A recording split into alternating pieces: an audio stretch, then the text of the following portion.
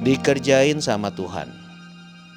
Satu kalimat yang sangat tidak menggambarkan Tuhan yang ingin kita kenal. Tapi ini yang kami alami. Seringkali kita berpikir kalau kita sudah kenal betul siapa Tuhan yang kita sembah. Sehingga dengan gampangnya kita bisa bilang, Tuhan tuh kayak gini. Tuhan gak mungkin lakukan hal kayak gitu. Kalau mau nyenengin Tuhan tuh harusnya buat ini, bukan yang itu. Kalau mau hidup lu banyak berkah, lu harus buat ini. Kalau buat itu, hidup lu akan dikutuk. Tanpa sadar, kita mencoba membatasi Tuhan dalam satu kotak pikiran ekspektasi kita terhadap Tuhan. Dan kita jadi lupa siapa yang sebenarnya Tuhan. Hari Paskah, dokter ngundang gue untuk ngobrol, dan di situ dia bilang kita udah ngelakuin yang terbaik, tapi kelihatannya treatmentnya gagal. So enjoy your time sama dia selagi bisa. Itu tuh momen yang paling membuat gue nggak tahu, gue nggak bisa bilang apa ya, hancur hati. Gue nggak ngerti saat dengar itu gue harus bersikap apa, karena di satu sisi gue punya histori nih, Tuhan yang gue sembah nih melakukan terlalu banyak mukjizat sampai gue sampai sini gitu loh. Tapi kenyataannya nggak sesuai dengan apa yang gue tahu tentang Tuhan gue. Siapa yang harus gue percaya? Apa yang harus gue percaya? Dokter, realita yang depan mata, atau spiritual being yang dari dulu gue rasa gue kenal? Mana yang harus gue percaya gitu loh. Kalau ngomong-ngomong spiritual ya, lu kan banyak di agama apapun ada kesaksian kayak orang bersaksi kalau Tuhan menolong mereka di agama apapun dengan cara apapun. Dan semakin parah kondisinya, semakin besar mukjizat itu kelihatan, ya gak sih? Dan gue berharap di titik terakhir tuh Tuhan do something, do miracle gitu loh. Untuk ngelakuin, mukjizat di show off.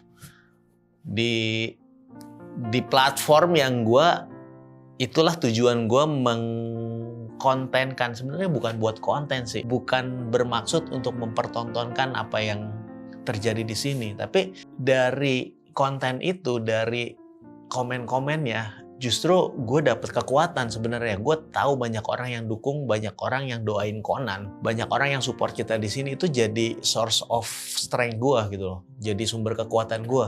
Gue tuh paling gak suka update, tapi update-nya kabar buruk gitu loh. Along the way juga kan harus dealing sama realita gue gitu, dan perasaannya tuh mix up banget di situ, mix up banget. Jadi ketika dokter bilang kita udah nyerah nih, kita udah nggak bisa ngelakuin apa-apa, dan anak lo bakal mati, ya kan, kasarnya gitu kan. Di saat itu gue lihat realita, di hati kecil gue berharap, dari histori nih miracle udah terjadi terus nih, ini harusnya akan miracle. Tapi realitanya kayak gitu. Jadi gue nggak tahu tuh harus bersikap seperti apa. Dan gue rasa dokternya juga bingung, karena setelah gue balik, translator nanya ke gue, Bapak tadi ngerti kan dokter bilang apa gitu. Jadi kayak dokternya tuh mungkin bingung ya lihat reaksi gue gitu loh, karena gue nggak terlihat seperti orang khawatir, takut gitu. Begitu dokter bilang gitu, kayak reaksinya nggak seperti orang normal. Dan di hati gue nggak tahu harus bagaimana bersikap, mana yang harus gue percaya gitu loh. Jadi dokter manggil gue lagi sama Michelle kali ini untuk memastikan gue bener-bener tahu kalau hasilnya nggak bagus gitu loh. Dan gue bilang gue ngerti semua yang lo omongin, gue ngerti. Oh ya udah kalau ngerti bagus. Berarti kan dokter nangkap kayak gue nggak ngerti gitu kan. For some reason mungkin di situ still ada piece of peace. Hati gue tuh nggak takut gitu loh. Gue masih mau percaya, gue memutuskan mau percaya kalau miracle itu masih ada gitu. Meskipun kondisinya nggak seperti itu. Tapi ternyata tidak dong. Tapi ujungnya, tidak terjadi ujung-ujungnya. Mau diapain? Ya itu pas the day Conan meninggal, dan hari-hari terakhir tuh kayak kita cuma di rumah sakit untuk nungguin. Begitu Conan pass away, gue cuma bilang, gak asik nih mainnya. gue jadi show, jadi tontonan orang, terus gue harus ngupdate Conan udah nggak ada tuh kayak sesuatu yang lu Tuhan mau lu apa sih kayak pengen gue balikin meja lo kesini deh sini gue nggak marah gue nggak marah lo kesini kita ngobrol lo jelasin ke gue maksud lo apa gue sepanjang berapa puluh tahun ini gue percaya lo tapi gue ngalamin ini what's the catch maksud lo apa gue harus ngapain gue bingung gue dibilang marah enggak gue cuma mau penjelasan waktu itu gue berasa gue cukup kenal siapa yang menyertai gue entitas yang gue pikir sebagai Tuhan gue rasa cukup kenal. In the other side, Michelle sangat marah dengan kondisi itu gitu kan. Jadi gue merasa soul gue tuh paling connected ke Conan gitu. Ketika itu diambil tuh kayak ada something bagian mungkin sebagian besar hati gue tuh hilang gitu sama Conan. Kalau kita percaya Tuhan Maha Besar dan bisa melakukan apapun, mungkin kita yang harus membebaskan pikiran kita untuk membiarkan Tuhan melakukan apapun. Termasuk tidak membuat keajaiban di saat yang paling kita harapkan. Kenapa nggak langsung pulang ke Indo? Karena sebenarnya aku nggak mau pulang ke Indo. Balik lagi karena keluargaku yang begitu bentuknya. Kan gue udah bilang, ngapain mau ke Thailand? Itu yang ada di kepalaku gitu loh. Jadi, gila gue harus, maksudnya dealing dengan emosi gue aja gue nggak sanggup. Terus gue harus dealing dengan emosi orang yang kerjanya kayak nyalahin gitu kan. Kayak, gue nggak usah pulang deh, kayak lu mau pulangnya sendiri deh. Itu aku apa gitu kan, kayak lu nggak mau cari kerja di sini, lu merasa susah cari kerja di sini, gue merasa gampang cari kerja di sini. Lu pulang aja gue sini deh gitu. Udah maksudnya posisinya udah sampai kayak gitu, makanya aku nggak mau pulang gitu. Terus Andi bilang ya udahlah kita di sini juga nggak bisa ngapa-ngapain. Kalau di Jakarta kan seenggaknya kita punya temen yang bisa ini bisa itu segala macam. Ya lu gue enggak. Aku berasa gitu, lu mau pulang aja, gue mau di sini. Gue di sini pun jadi guru gitu kan, jadi guru olahraga, gaji gue jauh lebih gede daripada di Indonesia gitu loh. Lu pulang aja udah sono gitu, udah begitu kondisinya saat itu gitu loh. Parah sih, devastated banget, sedih banget, dan kayaknya bahkan sebelum itu aku udah bilang ke Andri deh, waktu Conan lagi kritis-kritisnya, aku sempat bilang kalau Conan kenapa-napa, bener Conan meninggal gitu ya, aku nggak berani ngomong itu kan. Kayaknya gue bakal ninggalin lu deh. Karena Conan itu sama dia mirip banget. Mukanya tuh persis kayak dijeplak gitu loh. Bener-bener mirip yang Conan sama kayak aku cuman selera makannya doang. Kalau Kis-Kis selera makannya sama kayak Andri gitu. Jadi waktu habis Conan meninggal tuh ya kita serumah. Karena kan COVID ya, nggak bisa kemana-mana. Tapi tuh nggak ada koneksinya gitu. Lu gua aja gitu. Terus aku fokusnya kayak nemenin Kis-Kis doang karena kan tinggal di Kis-Kis kan, ya udah tiap hari tuh nemenin Kis-Kis ngapain, mau gambar mau apa, ya udah itu aja terus gitu. Pada saat itu masih pandemi lagi parah-parahnya di Bangkok dan di Indonesia gitu. Jadi kita memutuskan saat itu oke, kita cool down di sana. Mungkin 1-2 bulan mungkin.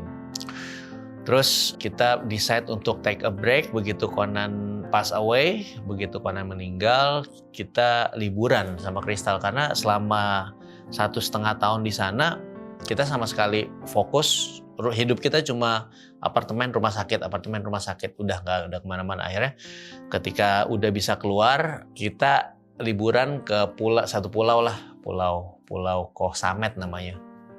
So itu pertama kali kita keluar menenangkan diri. Nah, berjalannya waktu, Michelle nggak mau balik ke Indo. Akhirnya gue pikir di Indo juga kondisinya malah lebih parah ya. For some reason di Thailand itu medis mereka sangat oke, gue sangat impress lah sama medisnya Thailand. Gue ngelihat sesuatu yang sangat-sangat bertolak belakang dengan Indonesia gitu. Dan gue lebih percaya tinggal di sana sebenarnya, apalagi masa-masa pandemik yang nggak jelas ya. Jadi Michelle nggak mau balik, terus gue bilang, oke, kita coba dulu di sini deh. Kita coba di samping urusan administrasi sama rumah sakit kan masih kita overwhelmed lah. Nah, kerennya hospital di sana ya, setidaknya apa yang gue alamin ya. Ketika kita mengalami itu, rumah sakit kasih kita waktu untuk break gitu loh. Ya mungkin karena nggak ada jalan juga, kita nggak bisa kabur juga ke Indonesia kan, paspor kita di mereka karena kan kita butuh visa untuk perpanjang terus ke imigrasi, terus kita nggak bisa keluar pulang ke Indonesia juga nggak mungkin kan karena border kan ditutup. Jadi mereka kasih waktu kita break kapanpun kita siap, ya udah baru kita ngobrolin gitu loh. Akhirnya kita decide, ya udah kita coba deh bertahan, siapa tahu di sini kita bisa kerja, bisa do something, bisa get a new life gitu loh. Karena balik ke Indonesia sesuatu beban apa ya, apalagi ke rumah kita yang bener-bener rumah itu kita masuk bersama dengan Conan. Jadi sebelumnya kita ngontrak di apartemen. Waktu Michelle hamil nih, udah mau delivery, udah mau lahiran, kita keluarin dari apartemen, baliknya udah nggak balik ke apartemen. Conan lahir, baliknya udah ke rumah gitu. Jadi memorinya tuh sangat besar di rumah gitu. Lagi. Michelle saat itu kondisi fisiknya sangat terganggu karena stres, karena traumanya. Jadi balik ke Indonesia sesuatu yang kayak kalau bisa enggak ya enggak gitu. Jadi makanya kita bertahan di Bangkok, di Thailand, dan mencoba mencari apakah kita bisa ngelanjutin hidup di sini. I love you so much, and I'll kiss you every day. I'll hug you every day. I'm with you every day. A treasure from heaven given to me. Gratefulness fills my heart, for you are here. I love you so much, and I'll give you everything, and I'll give you all my life to see your smile. I'm sorry, my baby love, if my 100 hearts and my 1,000 kisses are not enough. Since the day you were born, you've become our angel, and you bring joy to our world. Hold us tight as we see the world, and let's make tomorrow a better day. We love you so much, baby.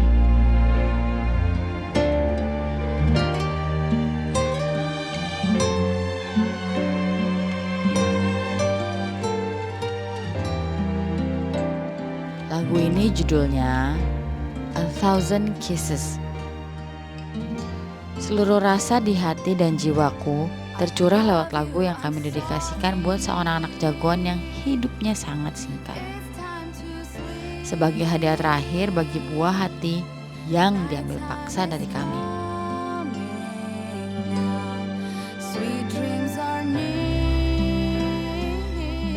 Kami bukan musisi, tapi beruntung kami punya sahabat yang bisa menerjemahkan isi hatiku menjadi sebuah lagu. Setidaknya, lewat sebuah karya, kenangan akan Conan si jagoan kecil bisa abadi. I love you, I'm sorry. It's now time to sleep. Nighttime is here. Sweet dreams are near. And when morning comes, I'll be there with you. And we'll play again together forevermore. And we'll play again together forevermore.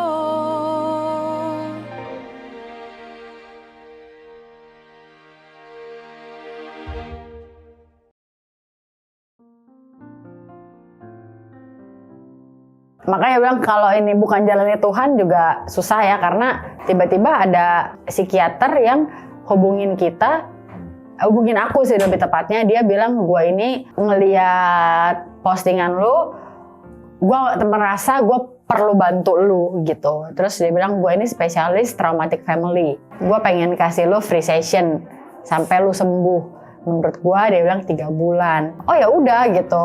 Dan bahkan sebelumnya sebelum itu waktu Conan lagi kritis-kritisnya pun aku udah bilang ke Andri, kayaknya pikiran gue jelek mulu nih. Apapun itu gitu ya, baik dengan ke Conan, ke Andri gitu, ke hidup bahkan gitu udah jelek. Nah, kebetulan sahabatnya dia itu punya counseling center. Aku minta, lo pilihin gue deh, siapapun itu, gue perlu gitu. Dan jadi sebelum itu udah, terus gak taunya kayak cuma 2-3 kali counseling tuh orang hilang. Kayaknya COVID tapi gimana kali nggak, pokoknya akhirnya nggak pernah kontekan lagi gitu loh. Informasi kayak apa kayak gitu, ini baik adminnya maupun si psikolognya nggak ada kabar gitu, bener-bener puff gitu kan. Itu kan sebelum orang meninggal ya, habis orang meninggal ya tiba-tiba orang ini datang di bulan ke 1 bulan lah, 1 bulan bener-bener sebulan setelah orang meninggal tiba-tiba orang ini datang nawarin diri ya konseling, bener-bener konseling. Dia bilang 3 bulan, nggak taunya jadi 6 bulan karena menurut dia ya lu belum sembuh gitu loh. Ya dia bilang orang normally 3 bulan bisa move on gitu. Ini 6 bulan masih belum bisa move on gitu. Jadi ya sama dia ditemenin sampai bulan ke-6 terus ya udah selesai gitu. And now that you're sharing this with me, saya tahu dari mana, dari hasil doa kamu, hasil doa suami yang takut mendekati istri, itu yang menggerakkan saya. Kayaknya kita nggak pernah ketemu ya, Andrea. Aku sama kan cuma ketemu sama Michelle, cuma dengar ceritanya gitu kan ya, tapi nggak pernah ketemu langsung sama Andri. Ternyata teman baik kamu adalah teman baik aku ketika S2 di Indonesia juga. Aku nebeng dia kalau ke kampus bareng. Oh wow. Iya gitu. Aku nggak ngikutin kisahnya Andri, Michelle sama Kiskit sama Conan dari awal. Aku tuh jarang main Instagram. Instagram literally waktu itu adalah cuman the way to connect sama keluarga, sama teman-teman di Indonesia gitu kan ya. Nah gimana ketemunya adalah somehow pokoknya kalian masuk ke dalam explore-ku aja. Jadi ngeliat kisahnya apa sih, jadi tahu ada thalassemia dan segala macam. And it sits for me for a week gitu, kayak gak damai gitu, kayak gue harus melakukan sesuatu, melakukan apa gitu, kayak mau ngapain. Pada saat itu kan kalian acara pemakamannya masuk ke YouTube kan gitu, kayak ini siapa gitu ya, siapa yang masuk ke YouTube nih gitu. Oh deg-degan banget reach out-nya gitu kan, kayak siapa lu gitu kan, mau apa enggak gitu. Terus kayak mau syukur enggak, ya udah gitu. Yang penting gue coba bilang, gue udah nawarin ya, kalau sampai dia nggak mau ya itu urusan lo. Kalau emang ini bagian lo, ya lo bikin dia mau gitu kan. Ya literally kayak gitu. So that how it start. Gue beruntung gue tuh punya teman baik, teman gue paling lama yang jadi psikolog. Dia punya counseling center. Even pertemanan gue sama teman ini lebih tua dari umurnya Michelle. Buat gue pribadi, gue ngobrol sama dia, keberadaan dia tuh sudah cukup gitu loh. Dia udah kenal history gue lah dari dulu gitu. Jadi obrolan kita tuh cukup comforting gue gitu loh untuk dealing sama grieving gue dengan kehilangan gue. Michelle kan beda. Michelle tuh butuh bener-bener pendampingan psikolog yang intens. Gue lihat tuh gitu gimana lu sebenarnya. Gue percaya lu punya defense mekanisme sendiri gitu, lu berusaha positif gitu. Tapi buat Michelle juga nggak gampang gitu ya.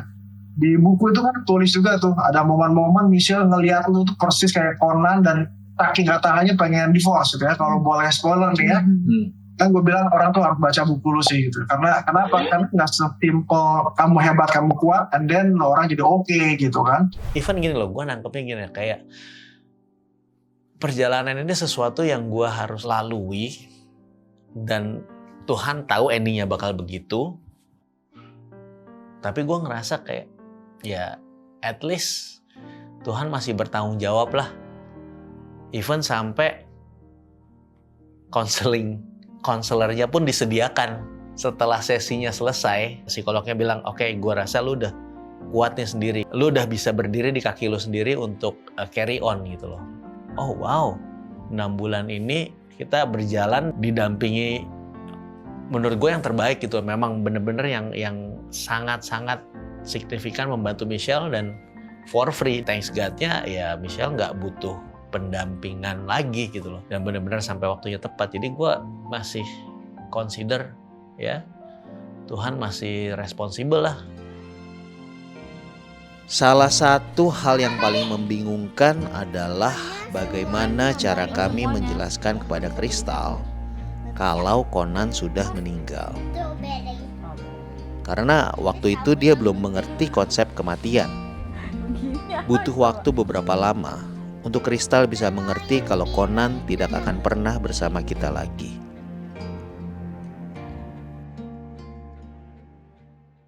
Kis-kis sih waktu setelah meninggal, karena kan dia masih kecil ya, masih 3 tahun. Jadi dia tuh nggak sadar. Selama di Bangkok kan gitu, selama di Bangkok Conan di rumah sakit, dia di rumah sama oma. Ada oma. Jadi aku bolak-balik, Andre di rumah sakit gitu. Nah dengan seperti itu, Kis-kis taunya kalau selama nggak ada Conan di Bangkok, nah di rumah dia tahu Conan itu di rumah sakit. Sampai pulang, kita tuh bilang Conan meninggal gitu. Udah bilang Conan meninggal. Terus dia kayaknya tetap belum namanya anak kecil ya, kayak belum ngerti konsep meninggal kali ya gitu. Sampai akhirnya aku inget banget itu, kita udah pindah ke Bali, udah pulang. Jadi kan dari Bangkok itu kita balik ke Jakarta dulu, ngurusin surat-surat kayak surat kematian, paspor Conan harus di terminate gitu kan, kayak gitu-gitu. Terus baru ke Bali. Nah along the way sekali-sekali Kristal nanya, kenapa Conan gak ikut gitu ke Jakarta, kenapa gak ikut gitu kan. Terus ke Bali kenapa gak ikut gitu. Sampai one day dia deketin aku, terus dia bilang, Mami Conan itu mati. Dia gak ngerti konsep meninggal, ternyata dia gak tahu mati gitu. Iya. Hah? Iya deh, Conan itu mati gitu. Di situ dia baru nangis lama banget, kayak sejam 2 jam gitu, sedih gitu. Oh Conan itu meninggal ya gitu. Oh iya Conan itu mati gitu. Iya Conan mati ya. Oh jadi Conan nggak bakal lagi, wah dia ungkapin lah. Di situ dia baru sadar ternyata kalau Conan itu ya udah nggak bakal sama kita lagi gitu. Tapi ya setelah dia sadar akan kondisi itu gitu ya, ke sekarangnya sih dia lebih sedih tapi udah lebih nerima. Tapi menurut kita jadi dark banget karena sapi mami daddy sapinya meninggal semua, jadi kan udah nggak ada yang bisa punya baby lagi kan. Nah itu namanya punah. Meninggal tuh kayak Conan. Kayak sekarang ini dia main sama teman-teman dia nih, karena teman-teman dia semua punya adik gitu kan, punya adik atau punya kakak gitu ya, berdua. Dia bahkan sempat sekali juga sempat berantem sama aku di mobil karena I want a sister or a brother. Nggak bisa, mami udah nggak bisa gitu loh. Karena salah satu cara pencegahan thalassemia adalah dengan nggak punya anak lagi. Daripada punya kayak gitu lagi gitu kan. Jadi punya Kristal aku langsung steril. Toh aku pikir aku udah punya 2 buat apa gitu kan. Jadi aku udah nggak bisa gitu kan. Udah nggak mau juga ngurus anak gitu kan, capek gitu. Terus dia marah-marah terus sepanjang jalan dari bandara habis nganterin Andri deh. Bandara Bali, pulang ke rumah setengah jam lebih, itu dia marah-marah pokoknya. Dia punya adik, kenapa aku enggak gitu. Pokoknya dia maksa gitu. Ya kalau nggak ini ya pokoknya bikin. Lo pikir kan gampang gitu kan. Intinya juga gue nggak mau gitu kan. Ya udah, abis itu dia mulai nerima kayaknya punya adik tuh nggak seru juga ngeliat teman-temannya banyak yang berantem. Singkat cerita dia tuh belakangan ini main sama temennya yang ya banyak kan punya kakak adik. Terus dia bilang ya udah kita anggap Conan ada di sini. Oh ya Daddy, Conan ketinggalan di dalam. Jadi kan itu dark banget gitu loh. Dia anggap ada engkaunya di dalam maksudnya ketinggalan di mobil, ada yang bilang ketinggalan di sini. Kan orang gimana coba gitu kan. Orang ngeliatnya jadi dark gitu. Kita ngeliatnya jadi dark gitu, yang ngerti gitu kalau Conan itu sebenarnya ada sosoknya dulu gitu kan. Kristal sih kondisinya gitu. Tapi sekarang dia, kalau aku kan berusaha kayak, kalau tiap orang nanya nih, oh ini anak satu-satunya ya, punya kakak, punya adik nggak? Kalau aku kan supaya nggak memperpanjang masalah, nggak satu-satunya dan nggak mau punya lagi ya, udah bilang gitu kan. Terus dia bilang, enggak, aku ada Conan, udah mati. Nah lo kan yang nanya, oh sorry ya gitu. Kasian yang nanya kan gitu kan. Setelah semuanya terjadi, pulang ke Indonesia adalah hal terakhir yang ingin kami lakukan. Terlalu banyak kenangan yang tidak ingin kami hadapi. Kami ingin memulai sebuah lembaran baru di mana tidak terdapat banyak memori tentang Conan. Terlepas dari apa yang dialami Conan, lucunya aku menemukan kalau aku lebih diterima untuk berkarir di Bangkok. Kesempatan dan pekerjaan lebih terbuka lebar bagiku dibanding di Indonesia.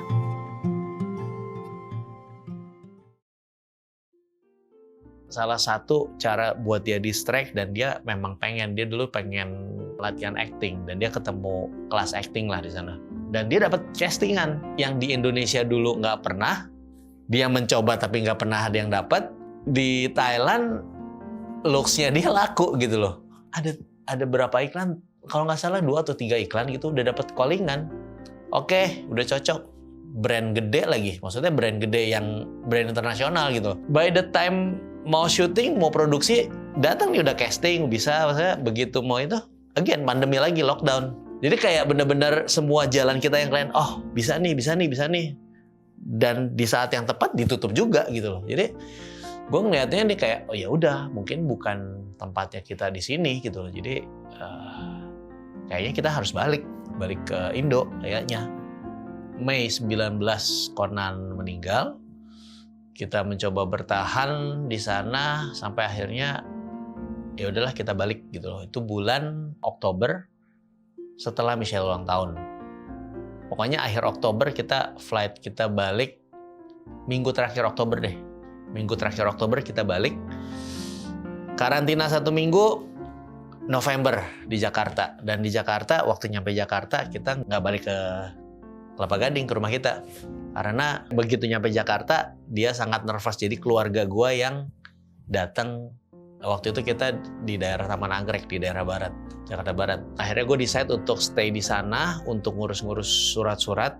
Dan setelah surat-suratnya ada, akhirnya kita decide untuk move ke Bali. Karena pikiran gue, pandemi belum selesai, gue mau mulainya dimanapun gue mulai itu dari nol. Tempat healing sejuta umat dari seluruh dunia kan tempat healing Bali kan. Ya udahlah kita coba start oval, cooling down, kita cari opportunity. Akhirnya kita 1 Desember 2021 kita masuk tanah Bali gitu. Bener-bener gue driving dari Jakarta ke Bali. Hal yang paling gak pernah disangka tentang Tuhan adalah Tuhan itu humoris. Mencoba ngelucu dia. Udah tahu gak mau balik ke Indonesia, dikasih kerjaan. Tapi waktu udah dapet, malah di cancel. Maunya apa sih? Kalian juga baru tahu kan kalau Tuhan itu suka ngeprank.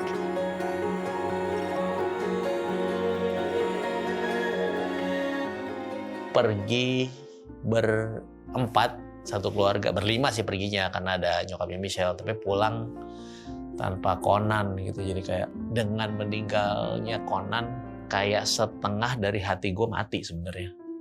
Gue ngelihat hidup tuh sama sekali berbeda gitu. Waktu ada Conan, gue tuh punya tekad untuk menjadi orang tua yang bisa dibanggakan sama anak gue. Spesifik Conan, waktu itu belum ada Kristal. Jadi gue pengen mengejar cita-cita gue dan jadi orang yang benar-benar dipandang di sana. Which is gue punya passion sebagai storyteller, filmmaker. Setiap ada project Conan gue ajak. Salah satu film favorit Conan tuh adalah Gundala. Kenapa? Karena gue ngerjain Gundala juga gitu loh. Gue jadi action design. Jadi waktu kita bikin desain actionnya, Conan ikut. Kadang-kadang gue gendong gitu. Gue sambil megangin kamera, ada Conan di situ. Jadi gue pengen banget Conan tahu dunia gue dan gue bisa jadi bokap yang dibanggakan sama teman-teman dia. Nggak banyak anak yang bangga sama orang tuanya. Dan gue pengen jadi orang tua yang dibanggain sama anaknya ke teman-temannya gitu loh. That means gue akan jadi best of the best gitu yang bisa gue lakukan di karir gue, di apapun yang gue lakukan. Dan bersamaan dengan perginya Conan, hasrat gue untuk itu hilang juga. Tapi jadi bertanya lagi, purpose hidup gue apa sih? Kayaknya gue gak seingin itu lagi untuk menggapai cita-cita gue dulu gitu. Mungkin lebih dari setengah hati gue ikut mati.